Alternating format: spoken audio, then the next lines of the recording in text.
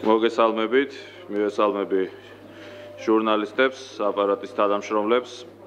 დავიწყოთ დღევანდელი ბიუროს ხდომა.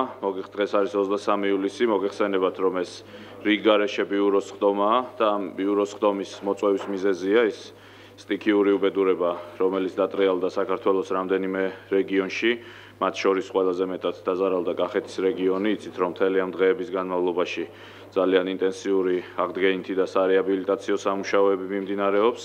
ძალიან დიდია ზარალის მოცულობა. პირველ ეტაპზე აუცილებელია დასრულდეს ყველა ის სამუშაო, რომელიც სასწრაფოდ საჭიროა, რომ ადამიანებს ჰქონდეთ ძირითადი პირობები, აღდგეს სახლები, სახურავები, ადამიანებს არ ჰქონდეთ პროდუქტის ნაკლებობა, აღდგეს ელექტროენერგიით და გაზით მომარაგება. ეს არის პირველი ეტაპის სამუშაოები, ხოლო ამის შემდეგ ბუნებრივია უნდა ვიმუშაოთ გრძელვადიან რეაბილიტაციაზე, დახმარებაზე, იმისთვის, რომ რეგიონმა აინაზღაუროს მიყენებული ზიანი, მოსახლეობამ აინაზღაუროს, იმიტომ რომ ზიანი ძალიან დიდია.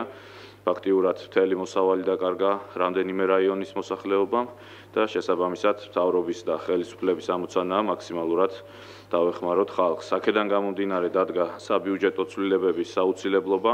მთავრობა მოგმართა თხოვნით, რომ განიხილოს პარლამენტმა საბიუჯეტო ცვლილებები და დაამტკიცოს ის თანხები, ის ასიგნებები, რომელიც აუცილებელია დაზარალებული რეგიონების სრულფასოვანი რეაბილიტაციისთვის და შესაბამისად პრეზიდენტის ინიციატივაა, რომ რიგგარეშე სესიის ფორმატით ვიმუშაოთ.